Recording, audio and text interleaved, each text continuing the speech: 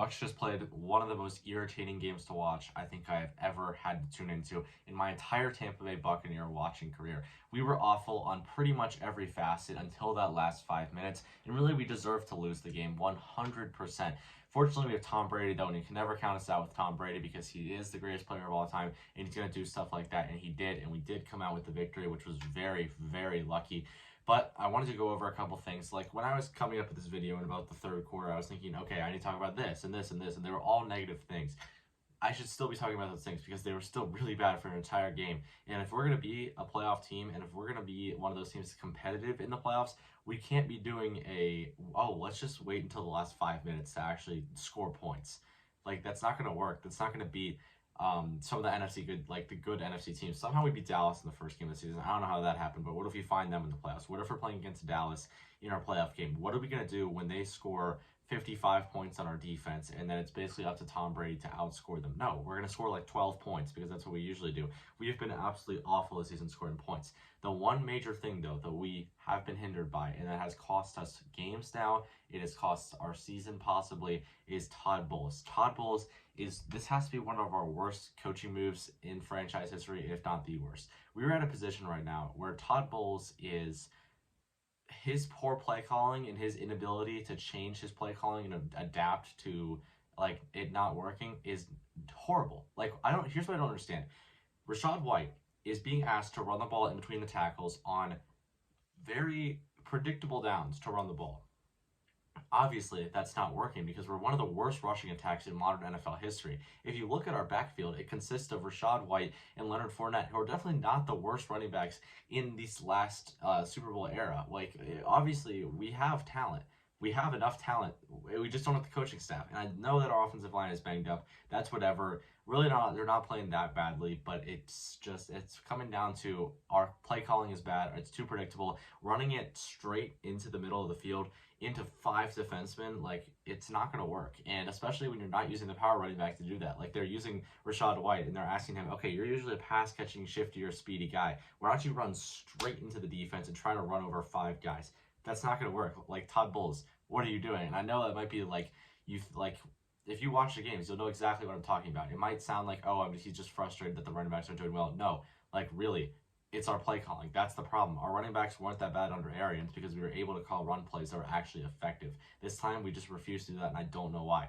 Secondly, oh my gosh, Todd Bowles, what was with this clock management? We basically, last week, could have cost us the game because we almost got field goal range, but instead, with plenty of timeouts, plenty of time, we decided not to call a timeout. The clock runs down all the way to 15 seconds. We get one more shot at it, and there's really no reason to do that. And that's just over and over. Why does Todd Bowles not have basic clock management skills? I don't know. But Bruce Arians, if you're watching this video, do what you have to do. Please come back. Please. We are still a team that has potential. We could still be a Super Bowl team. We have Tom Brady.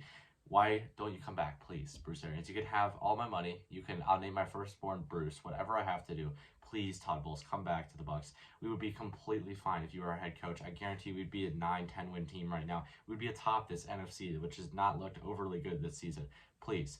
Now, secondly, our offensive line. This needs to be addressed because, one, I know people are complaining about the offensive line and defending the Bucs, saying, oh, it's our offensive line. That's the issue. No, yeah, we've had injuries. I understand that. Ryan Jensen's not playing. Tristan Wirfs is not playing. Compared to last season, we've definitely lost some guys. We lost Marpet and he retired.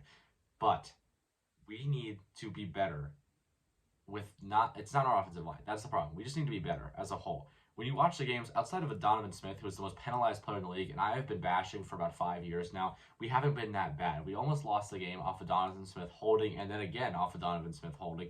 But we got to get used to that. He's just the type of player that's going to glue his hands to the defender and then rip him to the ground right in front of the official. I don't know why he does that. He's done that his entire tenure with the Bucs. But right now, he's the most penalized player in the league, and he's getting paid a fortune to be that left tackle. Whatever. We move on because our offensive line overall has not been that bad. Tom Brady's not getting sacked that much, and obviously he's not the type of guy that's going to be evading sacks too often and getting out of the pocket.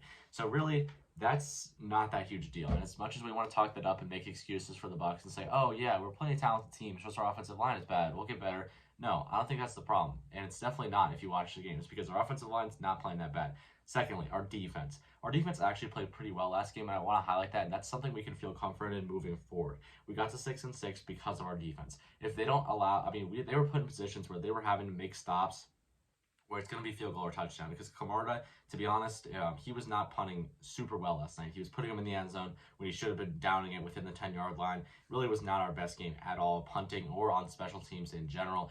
But we were able to make stops on defense and force them to score 3 or punt. We made them punt plenty of times. Unfortunately, we're not getting turnovers at all on defense, which is a little bit irritating because we have done that a little bit more in past years, but definitely not this year at all. But we were able to force field goals and keep us in this game, keep us competitive until the very end. And with 8 seconds left, we were able to find Rachaad White for the touchdown, and that is basically as much our defense as it is our offense. If it takes us, though, for the last 5 minutes to actually have offense, I just don't understand that. Like, why do we not have offense the entire game? It makes literally zero sense to me because we definitely have the the super we have good players on offense. It doesn't make sense to me. Like, Mike Evans is the most misused star I think I have ever seen. Here's the thing. Mike Evans, if you throw the ball up to him and he is one-on-one with a defender, even if the defender's like 6'3", he's still going to get up there. He has tremendously long arms. He just reaches up and grabs it. We've seen that his entire career. But for some reason, the play calling is not designed around him. Him and Tom Brady's connection has been very poor. He was wide open on a streak. We, as the Bucs, are extremely lucky he is not a diva. Because if he was, he would be ranting after last night. And he has every right to be because he was not getting targets. He's like, the coverage is not that good, but we just weren't finding him. He was open, but we weren't finding him. And that's not, I mean, Mike Evans, like, he's not had his best year with his hands, but still, he is our best player. We have to be finding him on every play if we can, because he's clearly our, like, if he's our best player, he's better than, like, Chris Godwin. I don't want to hear anything about Chris Godwin being better. Yeah, he's great, but Mike Evans is our best player. We need to be finding Mike Evans. He has every reason to be frustrated right now, and he's going to be wanting to leave after this year if we don't continue, give him the ball. He deserves the ball, and he gives us the best chance to win. We need to be finding Mike Evans more often. That's the bottom line. So overall, that game was awful, but the good thing is I have one good takeaway from that game. Tom Brady can never be counted out, and we have to remember that going into this postseason that we're probably going to make. Tom Brady is the greatest football player of all time. We cannot count him out. Even though our season has been poor, we might have a matchup in the NFC in the playoffs and win it somehow because we have Tom Brady. He's the most experienced playoff player of all time. He's the greatest player of all time. I do not doubt that we are going to see a victory for the Bucs in the playoffs, and I'm not saying that to be biased or because I want to promote the Bucs. I really think that we're a team that is sneaky in the playoffs, and even though we've had a down year, we still have the greatest player of all time. And you've seen time and time again that he cannot be counted out in the playoffs. And that sounds cliche, and I sound like an old person right now, but I'm being completely serious. He does not lose playoff games that often. He is the most dominant playoff player of all time. He is a beast. So if we can just make it to the postseason, I feel like we've definitely got a shot. It's a completely clean slate at that point, and we just need to win games. We did that in 2020, and we were a wild card team at that point. We won the Super Bowl. So thank you guys for watching. That was a horrible game to watch as a Bucs fan, but just let me know what you guys think of that game in the comments. I read every single comment, so I will definitely be reading it, and I'll probably respond to you too. So just let me know what you thought of that game, and I'll see you guys in the next video.